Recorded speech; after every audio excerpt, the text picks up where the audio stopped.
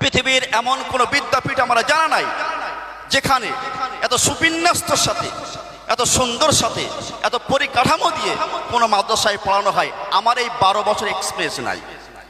এই জামিয়া ইসলাম আমি 2012 সালে সেখান থেকে আজ তিলে তিলে টুক টুক টুক টুক করে আপনাদের দিহিত অর্থ, আপনাদের বুদ্ধি, আপনাদের মেধা, আপনাদের শ্রম দিয়ে কিন্তু টুক টুক টুক টুক করে গড়ে উঠেছে।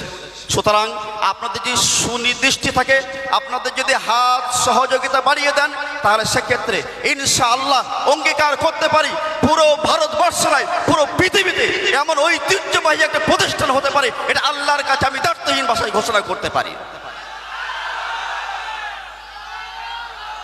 উনি আমারও উস্তাদ এবং শত শত আলেমের উস্তাদ মুহাদ্দিস তাজউদ্দিন সাহেব হুজুর, এবং এখানে অনেকেই আছেন যারা আমারও শিক্ষক।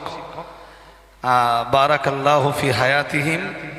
আল্লাহুল আমিন সিটি জামিয়া রহমানিয়ার এই পুষ্প কাননে আমাদেরকে একত্রিত করেছেন, সেই মহান সত্তার প্রতি সমস্ত প্রশংসা জানাই আলহামদুলিল্লাহ। তারপর জনাবে মুহাম্মদ রাসূলুল্লাহ সাল্লাল্লাহু আলাইহি ওয়াসাল্লাম, সেই মানবতার মূর্তি পথুক, তার উপরে বর্ষিত হোক লাখো কোটি দরুদ ও সালাম সাল্লাল্লাহু আলাইহি ওয়াসাল্লাম। সম্মানিত উপস্থিতি, সময় অতি স্বল্প, বিশদ আলোচনা করার মতো পরিসর আমাদের হাতে নাই। মহামান্য মুফতি রজব আলী সাহেবের আদেশ, যার কারণে কিছু বলার প্রয়াস মনে করছি। আমরা সকলেই জ্ঞাত আছি যে আল্লাহ পাক রব্বুল আলামিন 2 প্রকার জ্ঞান এবং ইলম দিয়েছেন, যেটাকে আমরা ইলমে দুনিয়াবি বলি, অপরটিকে আমরা ইলমে উখরাবি বলি। এটা জাগতিক জ্ঞান বলি আর একটা পার্থিব জ্ঞান বলি। এই দুটো জ্ঞানের সমাহার কিন্তু এই মানুষের মধ্যে আছে। জাগতিক জ্ঞান যেটা দুনিয়াবি জ্ঞান, যে জ্ঞান আমরা স্কুল, কলেজ, ইউনিভার্সিটি সেখানে অর্জন করি। আর একটি জ্ঞান হলো ইলমে দুনিয়াবি জ্ঞান, ইলমে দ্বীনি জ্ঞান, যেটি আমরা অর্জন করে থাকি এই মাদ্রাসায়। এই জাগতিক জ্ঞান আবার 2 প্রকার। যে জ্ঞান আমরা স্কুল, কলেজ, ইউনিভার্সিটিতে, নার্সারিতে অর্জন করি, এই জ্ঞান আবার 2 প্রকার। একটা জ্ঞান হলো ওই জ্ঞান যা পঞ্চ ইন্দ্রিয় দিয়ে অর্জন করতে হয়। নিঃসন্দেহে আপনারা জানেন পঞ্চ ইন্দ্রিয় কাকে বলে। চক্ষু, নাসিকা, হস্ত ইত্যাদি, এই 5টা জিনিসের সমাহার, সমষ্টিগত বলা হয় পঞ্চ ইন্দ্রিয় জ্ঞান। যে জ্ঞান আমরা অর্জন করি ছোট্ট সেই স্কুল থেকে, চাইল্ড একাডেমি থেকে নিয়ে আমরা মাধ্যমিক পর্যন্ত, যে জ্ঞান আমি স্কুলে অর্জন করি, একটা হলো এই জ্ঞান। আর একটি জ্ঞান হলো যে জ্ঞান আমরা মাধ্যমিক থেকে নিয়ে উপরের লেভেলে অর্জন করি, যেটা আমরা বিএ বলি, এমএ বলি, এমফিল বলি, বিকম বলি, বিএসসি বলি, আর যত জ্ঞান আছে। এই 2 প্রকার জ্ঞান কিন্তু অর্জন হয় স্কুল, কলেজ।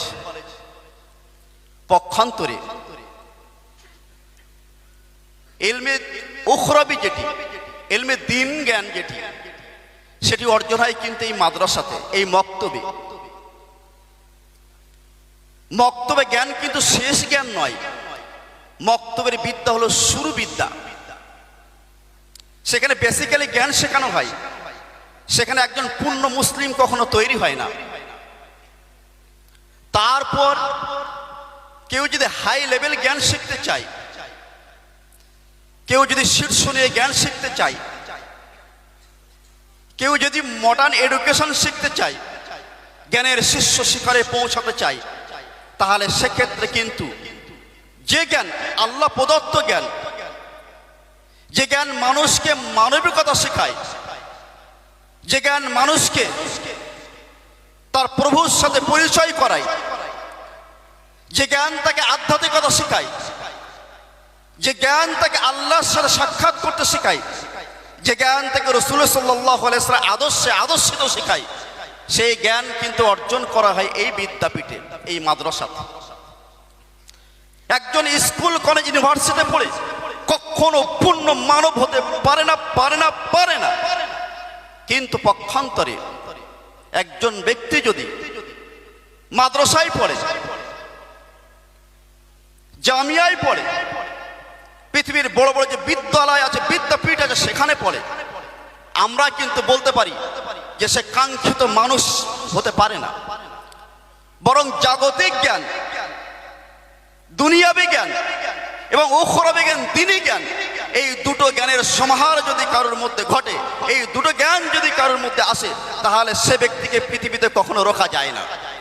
সুতরাং আমরা জামিয়ায় আমরা কিন্তু এই উভয় জ্ঞান, এর মধ্যে জাগতিক জ্ঞান এবং দ্বীনি জ্ঞান, উভয় জ্ঞানের সমাহার কিন্তু এই মাদ্রাসা, এই বিদ্যাপীঠে ঘটেছে। সুতরাং আপনারা যাদেরকে দেখছেন,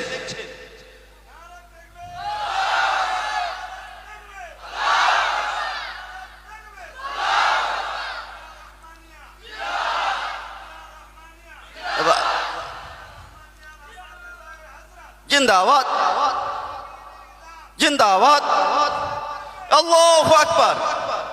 পৃথিবীর এমন কোন বিদ্যাপীঠ আমরা জানা নাই যেখানে এত সুবিন্যস্তর সাথে, এত সুন্দর সাথে, এত পরিকাঠামো দিয়ে কোন মাদ্রাসায় পড়ানো হয়। আমার এই 12 বছর এক্সপিরিয়েন্স নাই।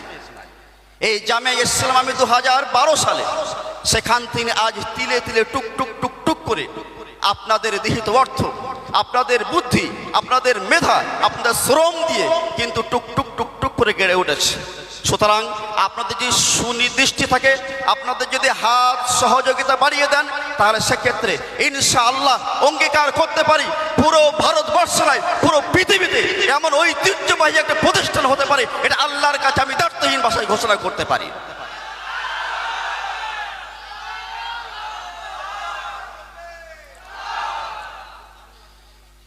আমি ছাত্রদের জন্য বলবো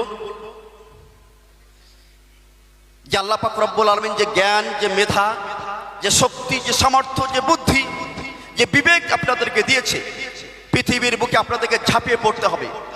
মনে রাখতে হবে পৃথিবীর কোনো স্থান কিন্তু শূন্য থাকে না, পৃথিবীর কোনো স্থান খালি থাকে না। ও আপনি যোগ্য ব্যক্তি যদি যোগ্য জায়গায় যায় তাহলে ঠিক আছে, অন্যথায় কিন্তু অযোগ্যরা কিন্তু যোগ্যতাকে দখল করবে।